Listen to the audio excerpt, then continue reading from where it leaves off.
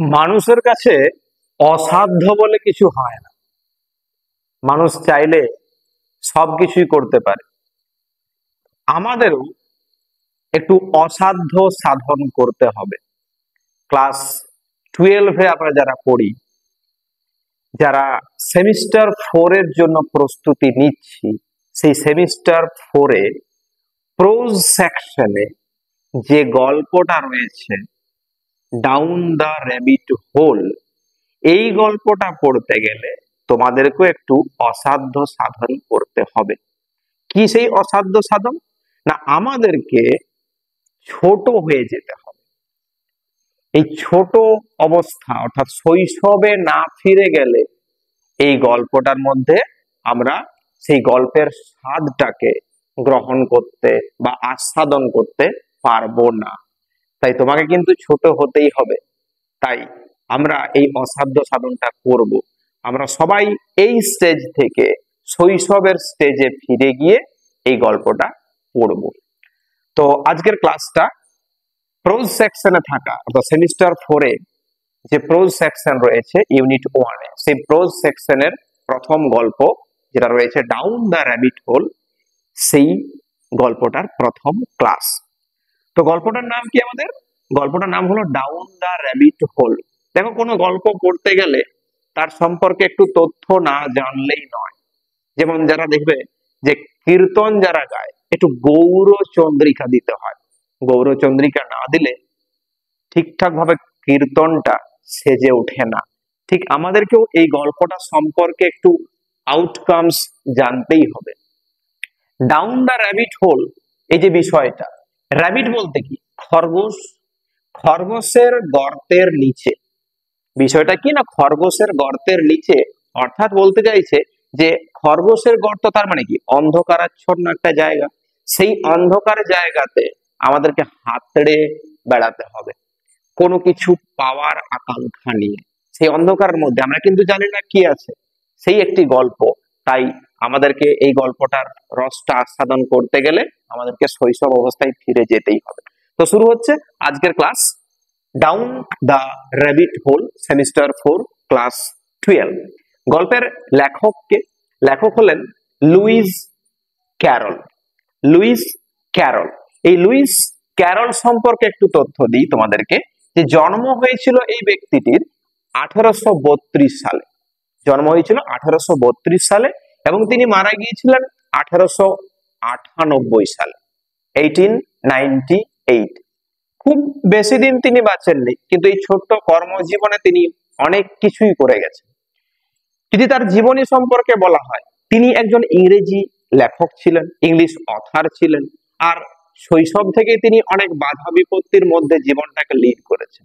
অনেক প্রতিকূল অবস্থাকে কাটিয়ে তিনি জীবনে সফলতা লাভ করেছিলেন। তিনি জন্ম থেকেই বা পরবর্তী সময় থেকে কি ছিলেন না, তিনি কানে একটু কম শুনতেন।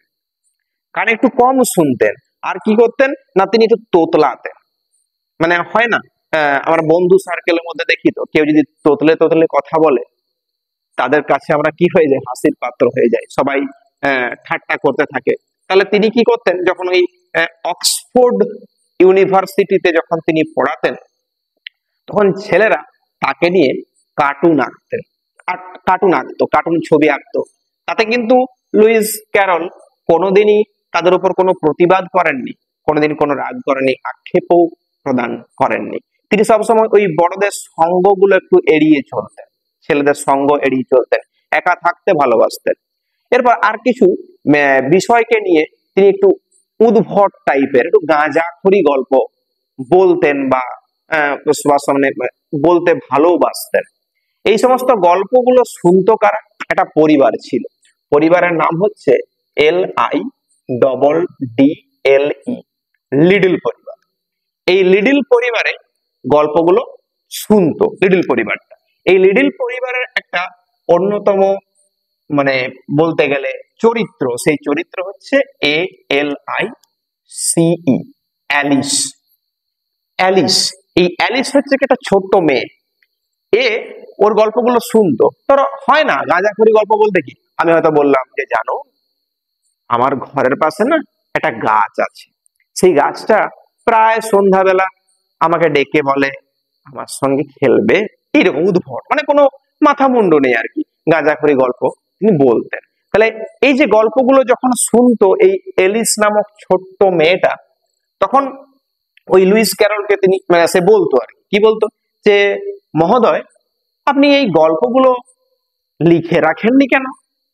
গল্পগুলো যদি আপনি লিখে রাখেন তাহলে পৃথিবীর লোকে তো জানবে আপনার গল্পগুলো।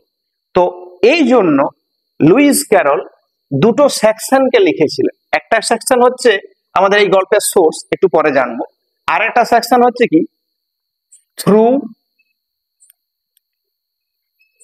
The looking glass, through the looking glass. এই থ্রু দ্য লুকিং গ্লাস এটা লিখেছিলেন, কিন্তু প্রধান চরিত্র লিখেছিলেন কাকে? এই অ্যালিস নামক ছোট্ট মেয়েটিকে প্রধান চরিত্রে রেখেছিলেন। সেই ব্যক্তি হলেন কে? আমাদের লুইস ক্যারল, এই ডাউন দ্য র্যাবিট হোল এর লেখক লুইস ক্যারল। এরপর গল্প পড়তে গেলে গল্প সোর্স জানতে হয়, কিন্তু সোর্সটা জানার আগে তোমাদেরকে একটা ঘটনা বলি। তোমরা কোনদিন আশ্চর্য হয়েছো? আজকে আশ্চর্য হবে। এই আশ্চর্য কেন বললাম না, ডাউন দ্য র্যাবিট হোল এর মধ্যে একটা আশ্চর্যের ব্যাপার কাজ করে। আশ্চর্য না হলে নতুনত্ব কিছু জানতে পারা যাবে। আশ্চর্য তোমার মধ্যে ভাবটা তৈরি হলেই তুমি নতুন করে জানার আগ্রহ প্রদান করবে, জানার চেষ্টা করবে। এইটা হচ্ছে শৈশবদের একটা আকাঙ্ক্ষা, হয় না? যে কোনোটা নতুন কিছু দেখলাম, সেটাকে জানতে ইচ্ছে করলো, এটা কি, আচ্ছা এটা কি হয়, এটা কি এভাবে চলতে পারে, এটা কি ওভাবে চলতে পারে, এটার দ্বারা কি এটা হয়। এই যে প্রশ্নগুলো, শিশু মন প্রশ্নের কিন্তু একটা পাহাড় তৈরি করে, আর সেই প্রশ্নগুলোর উত্তর যদি আমরা জানতে পারি তবেই কিন্তু আমরা পরিমার্জিত হতে পারবো। আশ্চর্যের কথা বলতে গেলে তোমাদেরকে বলছি, এই পৃথিবী কত বড়, এই পৃথিবীর এই এত বড় পৃথিবীর মধ্যে প্রথম যেটা বিস্ময়কর শব্দ আছে, সবচেয়ে বড়, এই পৃথিবীর লংগেস্ট ওয়ার্ড। দেখো আমি তোমাদের সামনে লিখেছি ওয়ার্ল্ডস ফার্স্ট লংগেস্ট ওয়ার্ড। এই পৃথিবীর সবচেয়ে বড় শব্দ কি জানো? দেখো, পারো তো উচ্চারণ করতে? দেখো না পারো কিনা, আমি বলে দিচ্ছি। Pneumonoultramicroscopicsilicovolcanoconiosis. একটাই শব্দ কিন্তু কোনো গ্যাপ নয়। নিউমোনো আল্ট্রা মাইক্রোস্কোপিক্স ইলিকো ভলকানোকনিসিস, এটা হলো পৃথিবীর সবচেয়ে বড় শব্দ। আশ্চর্য লাগলো তো? আর একটা শব্দ লিখেছে দেখো, পৃথিবীর দ্বিতীয় বড় শব্দ কি? Pseudo pseudo hypoparathyroidism. দেখো তোমরাও জানতে পারবে নতুন কিছু যদি তোমাদের মধ্যে আগ্রহটা থাকে। মনের মধ্যে আগ্রহ তৈরি করো এবং তোমরাও দেখো নতুন নতুন শব্দ শিখতে পারবে। তো একটু মনে রাখার চেষ্টা করবে, যদিও কোথাও কাজে লাগবে না, কিন্তু নতুন তথ্য জানিয়ে দিলাম। তোমরা মনে রাখবে যে পৃথিবীর সবচেয়ে বড় শব্দ কি?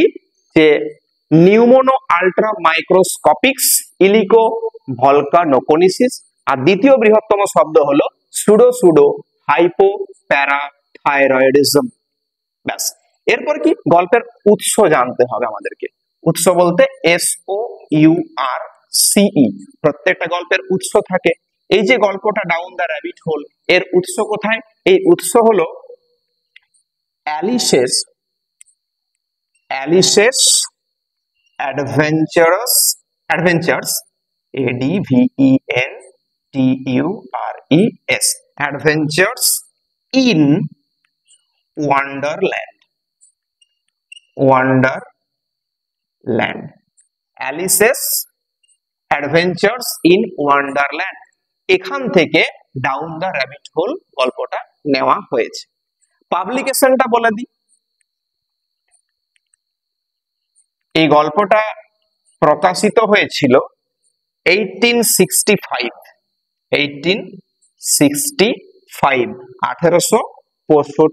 সালে। এই যে লেখক সম্পর্কে এত কিছু বললাম, লুইস ক্যারল, এর একটা অরিজিনাল নাম আছে, এটা হচ্ছে সিউডোনিম, ছদ্মনাম। অরিজিনাল নামটা কি? অরিজিনাল নাম হলো চার্লস লুটুইজ ডডসন, লিখে দিচ্ছি original name, original name of the author, কি? Charles, CHARLES, Charles Lutwidge, LUTWIDGE,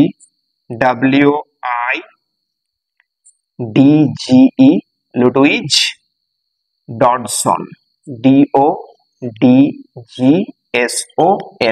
উচ্চারণটা ভালো করে খেয়াল রাখবে, লুটুইজ, লুটুইজ এখানে ডিটা সাইলেন্ট আর ডডসনের জিটা সাইলেন্ট, জিটা উচ্চারণ করলে কিন্তু ডগসন হয়ে যাবে, তাই ডগসন নয়, উচ্চারণটা ডডসন, DOD থেকে উচ্চারণ হবে, জিটা সাইলেন্ট হয়ে যাবে। এই হচ্ছে বেসিক তথ্য। এরপর বিশেষ কিছু আর জানার দরকার নেই, গল্পটা পড়তে গেলে একটা কথাই বলবো যে শব্দের ওপর তোমরা ভালো করে জোর দেবে, শব্দের স্পেলিং গুলো ভালো করে দেখবে, কারণ যে সেমিস্টারের জন্য আমরা তৈরি হচ্ছি এই সেমিস্টারটা খুবই কিন্তু ভাইটাল একটা সেমিস্টার, কারণ আমাদের এখানে কিন্তু MCQ মোডের কোশ্চেন নয়, ডেসক্রিপটিভ মোডের কোশ্চেন আমরা পরীক্ষাটা দেব, তাই আমাদেরকে লিখতে হবে, আর লিখতে গেলে তো স্পেলিং গুলো জানতেই হবে, তাই পড়ার সময় স্পেলিং গুলো ভালো করে খেয়াল রাখবে। দেখো শুরু করছি, টেক্সটটা লাইন বাই লাইন দেখো, টেক্সটটা ভালো করে দেখবে। Down the rabbit hole by Lewis Carroll. Alice was beginning to get very tired of sitting by her sister on the bank. কি বলছে? অ্যালিস, গল্পের প্রধান চরিত্র অ্যালিস, was beginning, স্পেলিংটা লক্ষ্য করো, beginning, BEGINNING, Alice was beginning to get very tired. It was beginning, টেন্সটা বুঝতেই পাচ্ছি, first continuous, was beginning এর বাংলা কি? শুরু করেছিল। was beginning বলতে শুরু করেছিল, পড়তে শুরু করেছিল, কি পড়তে শুরু করেছিল? To get very tired, get very tired মানে ক্লান্ত। এই অ্যালিস ক্লান্ত হয়ে পড়তে শুরু করেছিল। অফ সিটিং, অফ সিটিং বলতে বসে থাকতে থাকতে, তাহলে অ্যালিস বসে থাকতে থাকতে খুবই ক্লান্ত হয়ে পড়ছিল। কোথায় বসেছিল? বাই হার সিস্টার, তার দিদির পাশে। অন দা ব্যাংক, ব্যাংক কথার অর্থ কি? ব্যাংক হচ্ছে নদীর তীর বা নদীর পাড়, তাহলে নদীর তীরে দিদির পাশে বসে থাকতে থাকতে অ্যালিস ক্লান্ত হয়ে পড়তে শুরু করেছিল। and of having nothing to do, having nothing to do, আর বলতে গেলে করার কিছুই ছিল না, having nothing to do, করার কিচ্ছুটি ছিল না। once or twice she had peeped, once বলতে একবার, or twice অর্থাৎ দুবার, তাহলে এক দুবার, she had peeped, had peeped past perfect tense। peep কথার অর্থ কি? peep শব্দগুলো একটু মনে রাখবে ভালো করে।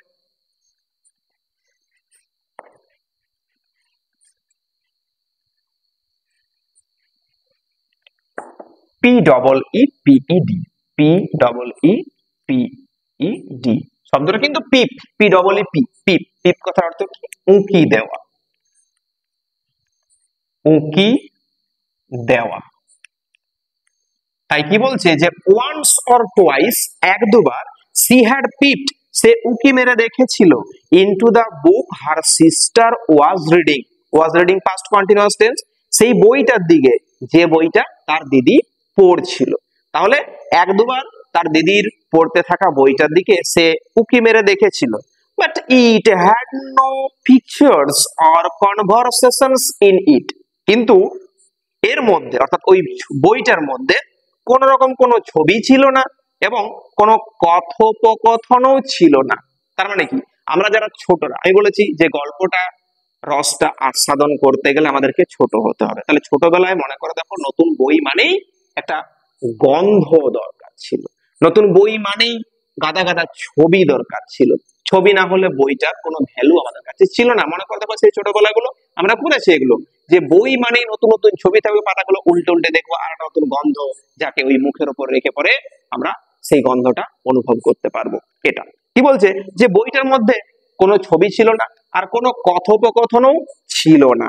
And what is the use of a book? thought Alice. Alice ভাবছে এই সমস্ত বইগুলো নিয়ে কি হতে পারে? এই বইগুলো কোনো কাজেই লাগে না, এই বইগুলো কোনো দরকারই হয় না। উইদাউট পিকচার্স অর কনভারসেশন, যে বইয়ের মধ্যে কোনো ছবি নেই, যে বইয়ের মধ্যে কোনো কথাবার্তা নেই, সেই বইগুলো কোনো কাজেই লাগতে পারে না। এটা অ্যালিস ভাবলো মনে মনে। So C was considering in her own mind. Considering কথার অর্থ কি? CONSIDERING,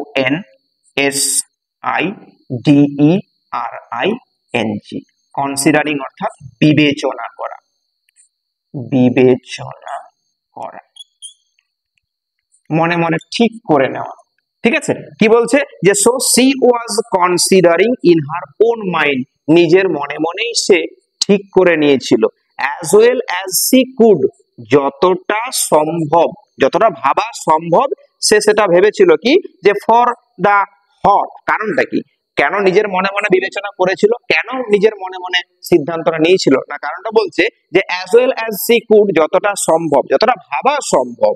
কারণটা কি না ফর দা হট ডে, এই উত্তপ্ত দিনটা, made her feel very sleepy, তার মধ্যে আমার একটা ভাব তৈরি করেছিল যে তার সবসময় ঘুম ঘুম পাচ্ছিল। অ্যালিসের সবসময় ওই ঘুম ঘুম পাচ্ছে, আর কি স্টুপিড, নিজে কেন বোকা বোকা লাগছে। মনে হয় না যে কোনটা উদ্দেশ্য নিয়ে এলাম, আর ক্লান্ত হয়ে গেলে কি হয় মানুষ, এলাম এই কাজ করতে, কাজটা হলো না, এরকম একটা স্লিপি ভাব মনের মধ্যে থাকে, আর ঘুম বলতে গেলে নিজেকে বোকা বোকা লাগে। তাই বলছে যতটা ভাবা সম্ভব আর কি, কারণ এই উত্তপ্ত দিনটা তাকে কি করেছিল না বোকা বোকা অনুভব করতে সাহায্য করেছিল, আর নিজে যেন ঘুম ঘুম পাচ্ছিল এই দিনটার জন্য, উত্তপ্ত দিনটার জন্য সে এইরকম ব্যাপারটা অনুভব করতে শুরু করেছিল। হোয়েদার কি বলছে যে মনে মনে কি সিদ্ধান্ত নিয়েছিল, না বলছে whether the pleasure of making A daisy chain, daisy একটা ফুলের নাম, সেই ডেইজি ফুল দিয়ে কোনো মালা যদি গাঁথা হয়, ডেইজি ফুল দিয়ে মালা গাঁথার যে প্লিজারটা, প্লিজার বলতে আনন্দ, তাই বলছে whether the pleasure of making A daisy chain, একটা ডেইজি চেন অর্থাৎ ডেইজি ফুলের মালা গাঁথার যে আনন্দটা, উড বি ওর্থ, মূল্যবান কি হবে, উড বি ওর্থ, মূল্যবান কি হবে, the travel of getting up, এই ওঠো রে, এন্ড পিকিং দ্য ডেইজিস, ফুলগুলো তোলো রে। একই ক্লান্ত ক্লান্ত বোধ হচ্ছে, ঘুম ঘুম পাচ্ছে, আবার যদি বলতে হয় যে ফুলগুলো তুলো, তার জন্য ওঠো, তাতে আরো কষ্ট। তাহলে এই যে কষ্টটা, এই কষ্টটা কি লাভবান হবে, মূল্যবান হবে ওই ডেইজির মালাটা গাঁথার ক্ষেত্রে? তাই বলছে যে ডেইজি ফুলের মালা তৈরির আনন্দটা কি তার এই ফুল তোলার কষ্টের চেয়ে মূল্যবান হতে পারে, হবে কি মূল্যবান, এইটা সে মনে মনে সিদ্ধান্ত নিয়েছিল। when suddenly a white rabbit with pink eyes ran close by her, আর তখনই সাডেনলি হঠাৎ করে এ হোয়াইট র্যাবিট, একটা সাদা খরগোশ, উইথ পিঙ্ক আইজ, পিঙ্ক বলতে গোলাপি, গোলাপি চোখওয়ালা সাদা একটা খরগোশ, ran close by her, তার কাছে, ক্লোজ মানে এখানে ঘনিষ্ঠ, ক্লোজ মানে হচ্ছে কাছে, তার কাছে ছুটতে এলো, দৌড়ে এলো। যখন এসে মনে মনে ভাবছে, সিদ্ধান্তটা নিচ্ছে যে ফুল তোলার আনন্দটা কি, মানে মালা গাঁথার আনন্দটা কি ফুল তোলার আনন্দের থেকে বেশি লাভবান হবে, তখন এটা গোলাপি চোখওয়ালা সাদা রঙের খরগোশ ছুটতে তার কাছে চলে আসে। আর আমাদের গল্পটার নাম কি, ডাউন দ্য র্যাবিট হোল, তাহলে র্যাবিটের প্রবেশ তো করতেই হয়।